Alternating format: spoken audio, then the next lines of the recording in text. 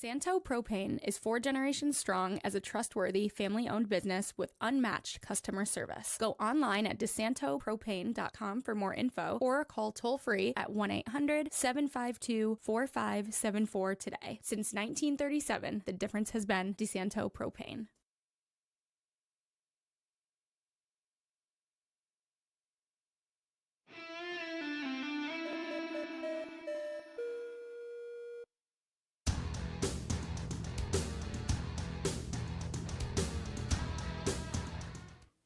Good afternoon. Welcome to Against the Boards. I'm Chamberlain Bauder, and as we get into this afternoon talking about the Knighthawks and Amerks, we're going to start, just as I said it, with the Knighthawks. Usually we start Amerks, but with both teams having the same number of games in the last week, which is not usually how things go, figure we can talk about the immediate news, which was released yesterday from the Rochester Knighthawks, and we're going to get right into things here today.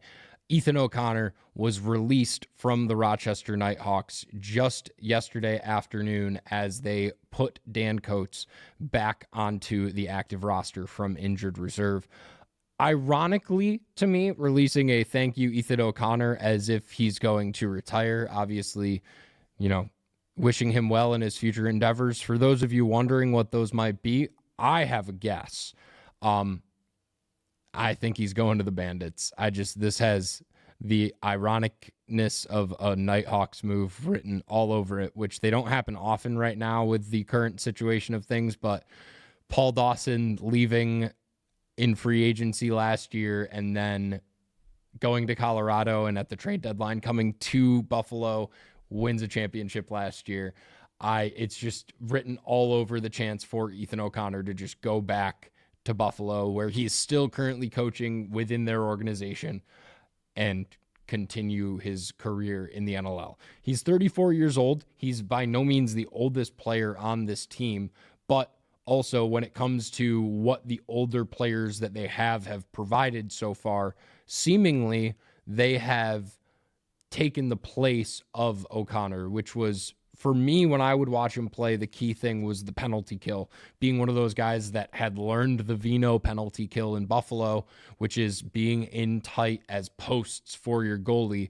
Now, ironically, I don't necessarily think that's a system that's going to work for Rylan Hartley. I think they might have to change something, but that's a conversation for another day, because Ian Lord, Chad Tutton both play that position and both have proven to be very, very good players for the team throughout this season. Obviously, Tutton having a couple of transition goals and some success there over the last couple weeks.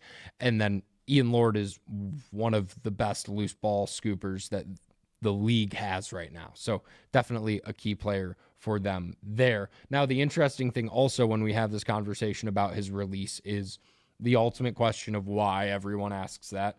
I had to be the one to tell my dad, who's a Hobart alum, yesterday that the one Hobart alum on the Knighthawks just got released.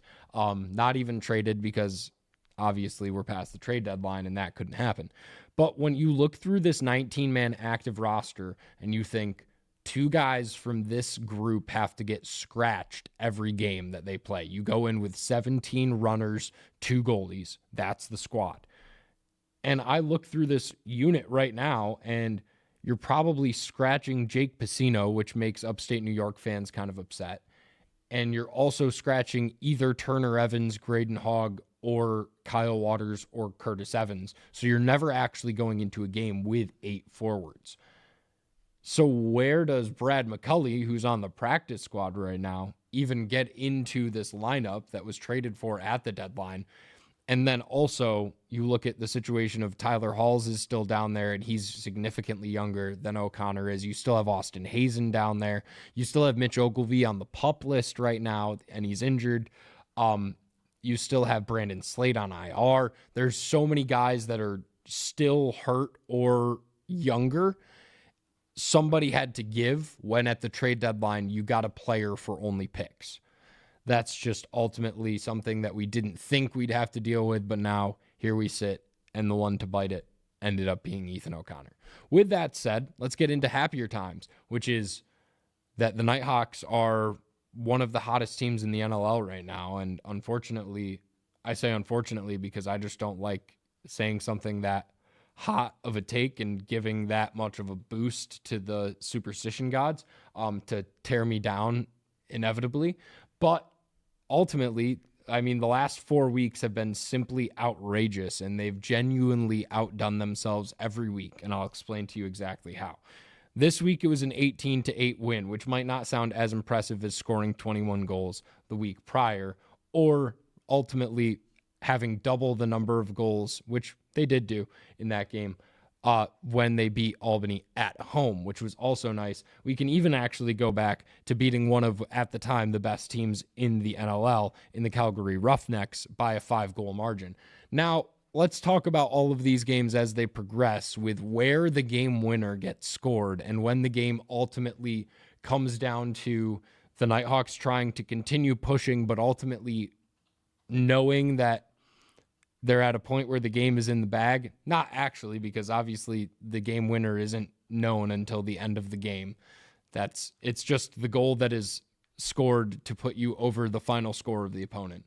But where they have scored them have gotten progressively closer to the beginning of the game as these last 4 weeks have gone on. For example, against the Calgary Roughnecks, Thomas McConvey scored the game winner at the start of the third quarter in that game when they scored the 11th Knighthawks goal of that one. The next week, it was actually later on in the game. It was the end of the third quarter. Ryan Lanchbury assisted Curtis Knight for that game winner when they went up 8-5 against the Albany Firewolves.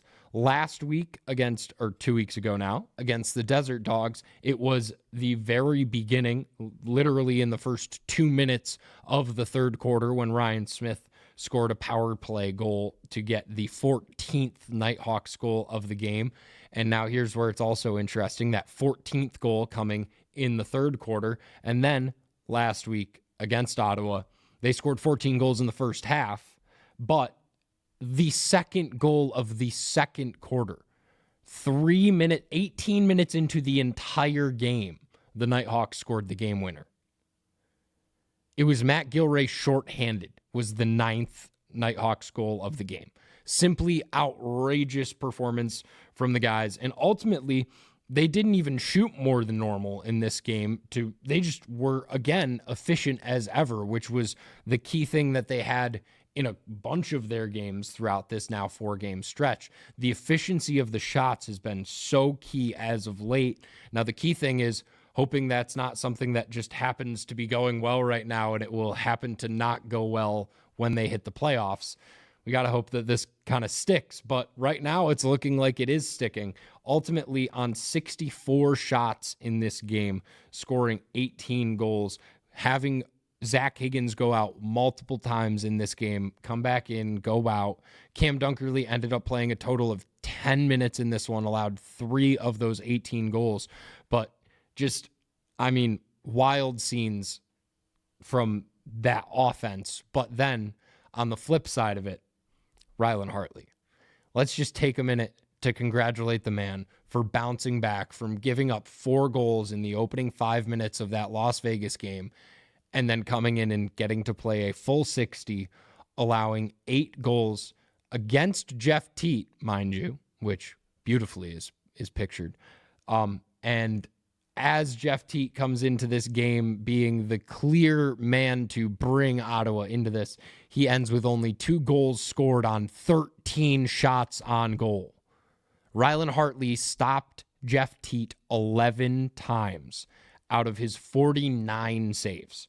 Simply an outrageous day from number 49 in net, bagging the same number of saves as he has on the back of his jersey, and to put up just an 86% save percentage is something that you see out of a mediocre AHL hockey goalie. And he did that in indoor lacrosse. Meanwhile, the combined save percentage for Ottawa in that game was 71%.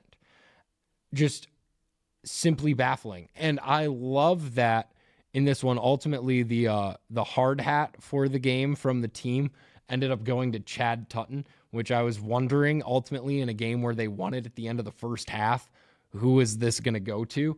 And Chad Tutton ended the game with 2 goals in transition and the assist for that game winner that Matt Gilray scored. So ultimately, I'm like, yeah, I love that. But who wins the NLL Player of the Week?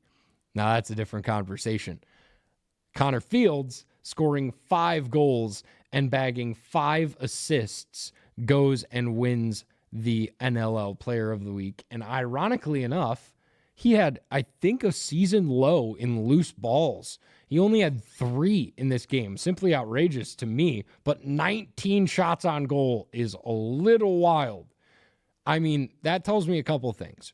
One, as someone who watches a lot of lacrosse, I partially despise this many shots on goal from a player. It just, unless there's significant variety, which obviously as I was watching this game, I never felt like he took 19 shots on goal in a bad way. A couple weeks ago, Clark Peterson for Halifax took 21 shots on goal, and it was one of the most painful things to watch ever. Then again, in that game, he only scored twice versus here, obviously, Connor bags 5, and they were all beautiful. And just absolutely carried the team as he usually does, but it looked just so well-oiled against literally the best defense in the NLL to this point in the season. This was the game of the team that has scored the most goals and shot the most shots playing against the team that has allowed the least goals and allowed the least shots throughout every game so far to this point in the season. And the Knighthawks still put up 64 shots and scored 18 goals. Ultimately, big time, especially because they're going to have to play them again in a couple weeks at home, which is also, of course, big. Couple of other heavy hitters from that game. Ryan Lanchbury, 7 assists, along with 1 goal for an 8-point day. And Ryan Smith, ironically enough, not something that he's done, I believe that I've noticed at least recently this season, led the team in loose balls with 8 pickups throughout the game. One of the big notes throughout the first half that I noticed while watching this, which I will say I was jumping around a hotel room giddy as could be while watching this game. The second chance opportunities by the Knighthawks were over and over and over again. If they did miss a shot or if they got a reset that was a shot for a rebound, they got the rebound. And a key to that was obviously 8 loose balls for Ryan Smith, but he also bags 2 goals and 4 assists on the day. Waters with 2 and 3, McConvey 2 and 2, Hogg 2 and 1, and Hogg being at 2 and 1 is the last part of this game that I want to specifically talk about, because really when it comes down to it, he is that linchpin for McCulley or Evans coming into this lineup again. And I think he has been absolutely amazing on that lefty side for this team so far, especially through this 4-game stretch.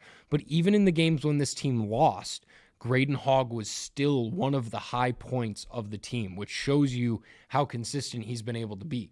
He's just doing his job right now to the nth degree, and he also has a beauty from the outside and can paint corners.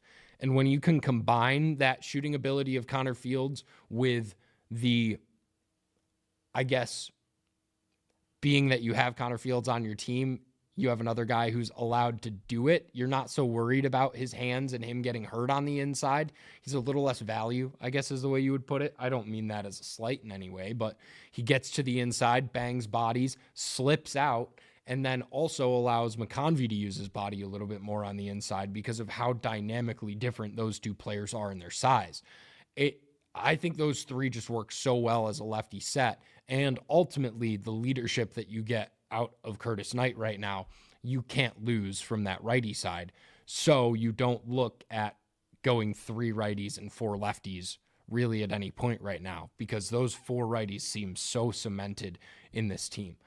Ultimately, I don't think that they go to a 4 lefty set until Curtis Knight retires or moves on to a different team, which, as I said, retired first. I honestly see that happening before he gets released from this team, because he's also one of those key, consistent, get a bucket guys, as I would say, for the Knighthawks. All right. That is the Ottawa Ottawa Blackhawks. They play in that same facility. A lot of the fans, it sounded like from the broadcast, actually Senators fans converting right over to Black Bears fans. But Ottawa, the Knighthawks will see again. at the beginning of April, the first week of April. That will be a home game. But first things first, it is a bye week for the Rochester Knighthawks. And with that, I will pull up the NLL schedule and standings, because this is where things get fun for the Knighthawks, in hoping that, certain teams lose, certain teams win. At one point, I will say, on Instagram, Knighthawks Network, shout out, posted a full post with teams that were playing and who certain people should be rooting for and against. And I will tell everyone the key 3 teams right now to be rooting against are the San Diego Seals, the Georgia Swarm, and the Halifax Thunderbirds. So, Thunderbirds, of course, the tiebreaker in favor of the Nighthawks is nulled because both teams have one win. Colorado is currently in the 3rd spot, and yes, technically we should count them in this conversation, but right now, if the Knighthawks end with the same record as Colorado, they will ultimately lose that spot due to the way that only having one game against them went, and that tiebreaker being in Colorado's favor. So we'll still talk about them here as we look to the NLL schedule. So first things first, on Friday, 2 games. 1, always root for Las Vegas to beat Buffalo. What are we talking about? I mean, it's going to be a Tucker Out lymphoma game when they play. That even if they weren't wearing those jerseys and they played, that emotion would still 100% be intertwined into that game. But we're rooting for Las Vegas in that 7:30 start on Friday night. And at 6 p.m. earlier that night, we're rooting for Ottawa against Halifax. Ottawa bounce back wouldn't be bad. There's another game in between when we would see them in Rochester again. So definitely root for Ottawa against Halifax. On Saturday, 4 games coming up. First things first, Philadelphia and Toronto. Ultimately in that one, probably root for Toronto. It's ultimately going to put them in the same exact record, which would be at 5-9 if Toronto wins that game. And Philly would get a little closer to Rochester, but they'd still be 2 wins behind the Knighthawks at that point. So not really a game that's on the radar for us right now. Buffalo in a back-to-back there playing Albany could be a good spot to catch them. But if history repeats itself, Buffalo on a back-to-back against Albany usually goes Buffalo's way. It did in the NLL Finals last year. San Diego playing against Calgary. In this one, interestingly enough, thanks to the start of playing against Rochester, it's slightly been the downfall of the Calgary Roughnecks. Now they are at 7-7, and so this is where things get a little interesting. Should we be rooting for the Seals to go to 8-6 and be better than the Knighthawks on their record, or should we be rooting for the Calgary Roughnecks to go to the same record? I'll tell you exactly what. We have the tiebreaker against the Calgary Roughnecks. Root for Calgary. They'll have the same record as Rochester if they win after that. Of course, I'm saying this as if you rooting for them will will them to the win. Who knows? Maybe you're special. That could be a superpower that you have. The last one of Saturday is an easy one. Root for Vancouver over the Georgia Swarm. And then on Sunday, root for Ottawa to win against the Colorado Mammoth. That one's a nice 3:00 matinee game. So that's the slew of the NLL schedule this weekend. Obviously, as we've been saying for a couple weeks, what those losses early on mean is that all in all, Rochester can't really lose bye weeks as time goes on. Now, after this week, the next bye week that they have will become a situation where they could have losing scenarios from certain teams winning. But this week still holds true. The bye week is helpful to the Knighthawks for other teams to catch up to them. They are still the team that has played the most games in the National Lacrosse League. The only team that has played 15. So after this week, teams will have officially caught up to the Knighthawks' crazy start to their season. All right. I think that does it for us on Knighthawks Talk. Obviously, we don't have to predict, which means I don't have to disappoint some people and pick against them, but it's working. I'm not changing my mind. I'll tell you that right now. We're not changing off of betting against the Knighthawks on this show because apparently it's been exactly what the superstition gods needed to hear. All right, now the transition to the Rochester Americans, who, as we said, also only played one game last week since our last episode. And it was equally as exciting. Actually, no, it was more exciting all in all than the Knighthawks game, because the Knighthawks game was over in 30 minutes. This game, we got some free hockey and then some on top of it. Playing against the Providence Bruins, who only one time faced the Amerks earlier on this season. It was a 3-0 Bruins win the first time they matched up. And this time, at the end of the first period, things looked scarily similar and eerily like they could be the exact same outcome. 2-0 at the end of the first period. But ultimately, the Amerks come back, and we'll talk about that in just a second. But things go all the way to a shootout, and who else but the Beast to save the day? Devon Levi coming in clutch after Jack Rathbone scores the lone goal of the shootout, coming down the other way for a chance to win. Levi says no to the 5-hole, gets stormed for the win, of course, coming up clutch in that game, and Levi gets the first star of the game, 26 saves on 29 shots, an 89% save percentage. And I just have to bring it up because it's funny. There's only a 3% difference between Levi and Hartley's save percentage on that weekend. That's sick between lacrosse and hockey that happened. And that is the first star of the game in an AHL hockey game at 89%. And all right, I'll stop talking about the Knighthawks now. The Amerks. Devon Levi, first star of the game, obviously, with the shootout win, puts up the stop through overtime, gets massive stops in the second period to shut out in the second period the Bruins, which was big because in the second period, who else but the new guy to bag a goal in that one? And in emphatic fashion, a beautiful clapper from the top of the key for Brandstrom, and he just keeps on adding on to his start so far for the Amerks. I mean, ultimately, we can talk about being a little disappointed that Nicholas Aube-Kubel is no longer an Amerk.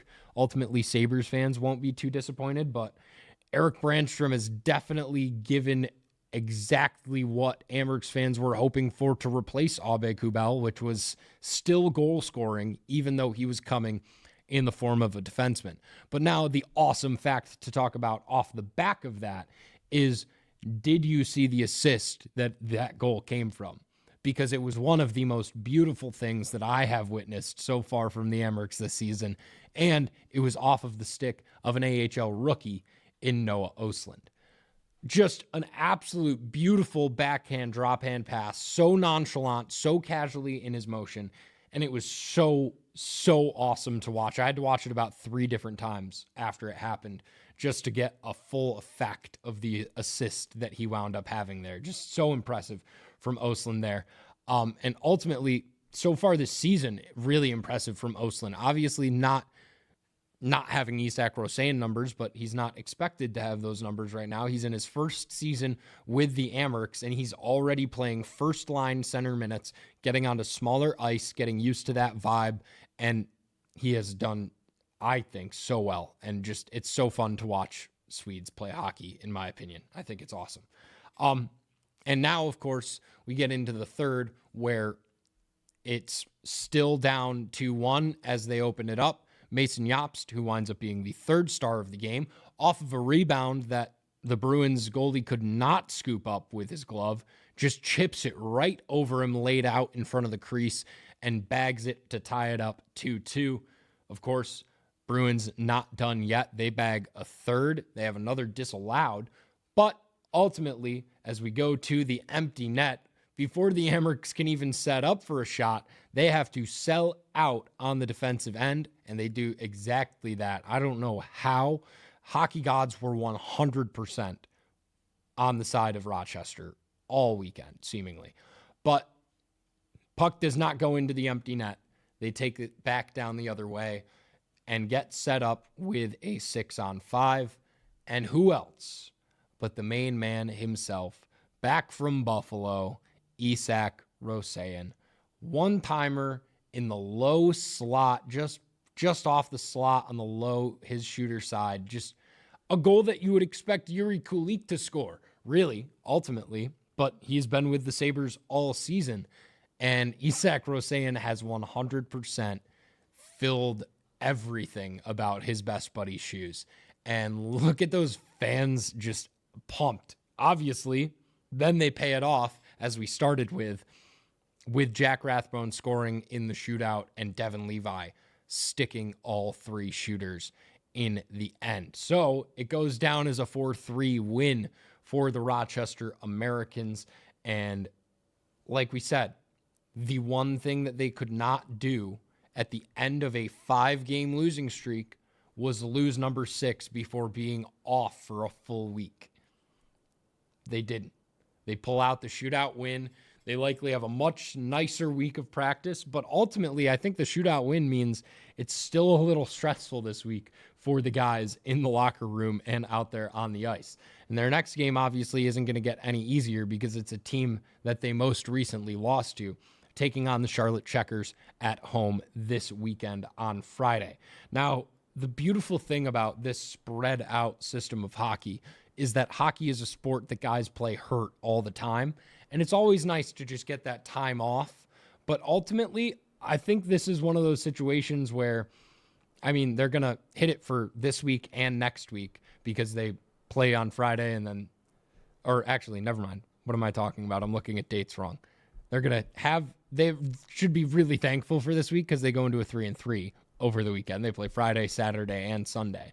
But ultimately, it's just one of those things where you have so much time off that you worry about certain guys that are in their rhythms and in their grooves and hope that they can keep that. I don't think that it will necessarily be a problem with the fact that likely a lot of those rhythms and grooves had been lost in their 5 games of losses. So this definitely helps. Facing the Checkers on Friday, then hitting the road against Syracuse Crunch, just a nice little trip down the I-90, and then coming home on Sunday to take on the Utica Comets. Now, this is where things are interesting to me. All 3 of those teams are 3 of the 5 teams that the Amerks lost to in their last 5 losses. Obviously, because that's basically just the way that the schedule works out with playing certain teams so many times. This is a perfect opportunity to bounce back. Now, given by Sunday, they might be absolutely shot and there might be no chance against Utica and they'll go to overtime and you'll sit there and say, oh my God, they have to play extra hockey after just going through 90 minutes. I guess ultimately we'll just have to wait and see. But definitely think that Friday is the greatest opportunity for the snapback, shut down the Checkers. Don't let them get out to a hot start in that game, and things can go your way as time goes on. And ultimately, they don't have to face Laval until April. So things look up in that sense right now. But chance to keep getting points back, get back in the conversation. Well, they are in the conversation, but get back above Hershey as things continue in this tight North Division race for the Rochester Americans. But with this 3-game weekend coming up, like we said, Friday and Sunday are the ones that are at home facing the Charlotte Checkers at 7:05 and then at 3:05 taking on the Utica Comets. That Saturday game will be at 7 at Syracuse. Of course, just a nice hop, skip, and a jump down the I-90 if anyone's looking to take a trip. And actually, for us listeners in the Finger Lakes, equivalently distanced between taking a trip to Blue Cross Arena and taking a trip to UPC Medical Arena, which it's an interesting space. I'd recommend going there once. But note that I said interesting, not awesome or spectacular. Well, that's going to do it for us this week on Against the Boards. Thanks to my producer, Paul Russo, and from myself, Chamberlain Bauder, saying so long. Hopefully the Amerks have a good weekend in this 3-3, and the Nighthawks can win on the bye.